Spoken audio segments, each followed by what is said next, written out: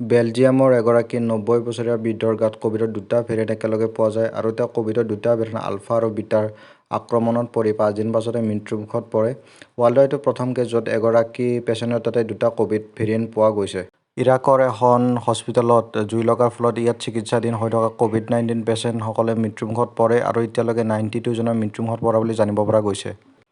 নাছায়ে মংগল গ্ৰহৰ ইয়াৰ চন্দ্ৰৰ দুটা পিকচাৰ লঞ্চ কৰিছে। এটা হৈছে ফ'বাছ আৰু এটা হৈছে ডিমছৰ। ফ'বাছৰ পিকচাৰ আপোনালোকে এইখন দেখা পাইছে, পুৰা আলু টাইপ শ্বেপৰ। ইণ্ডিয়াত ক'ভিড-19ৰ নতুন ভেৰিয়েণ্ট পোৱা গৈছে। ইয়াৰ নামটো হৈছে কাপা ভেৰিয়েণ্ট আৰু এই 11জন মানুহৰ তাতে পোৱা গৈছে ৰাজস্থানত। জম্মু কাশ্মীৰত পুনৰ ড্ৰোন উৰা পৰিলক্ষিত হয় আৰু আৰ্মীয়ে ইয়াক বৰ্ডাৰত পৰিলক্ষিত কৰে আৰু গুলীচালনা কৰি ইয়াক বৰ্ডাৰৰ পৰা আঁতৰাই পঠায় আৰু এই ড্ৰোন পাকিস্তানৰ তৰফৰ পৰা আহিছিল বুলি জানিব পৰা গৈছে। আফগানিস্তানত থকা তালিবানে আফগানিস্তানৰ 12 জন আৰ্মীক আফগানিস্তানৰ সৈন্যক ইয়াতে আপোনাৰ যেতিয়া আফগানিস্তানৰ সৈন্যসকলে তালিবানৰ ওচৰত চালেণ্ডাৰ কৰিব যায় তেতিয়া তেওঁলোকক শ্বুট কৰি মাৰি দিয়া হয়। আপোনালোকে এই ভিডিঅ' ক্লিপটোত দেখা পাইছে।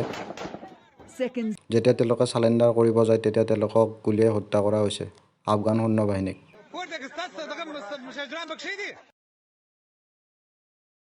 আৰু ইয়াতে 22 জন আফগান সৈন্যক ইয়াক গুলীয়াই হত্যা কৰা হয় তালিবানৰ দ্বাৰা।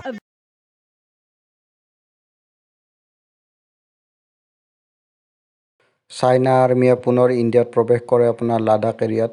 আপোনালোকক মই মেপখনত দেখাই দিছোঁ। ইয়াতে ডিমছাক অঞ্চলত তেওঁলোকে পুনৰ প্ৰৱেশ কৰে ইণ্ডিয়াৰ।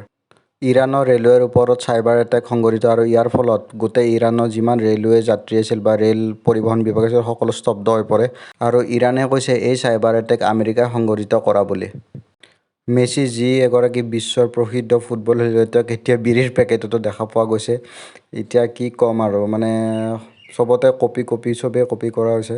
তো আজিলৈ ভিডিঅ'টো ইমানেই। যদি আপোনালোকে চাই ভাল লাগিছে ছাবস্ক্ৰাইব কৰি দিব আৰু যিমান পাৰে শ্বেয়াৰ আৰু লাইক কৰি দিব। Thank U.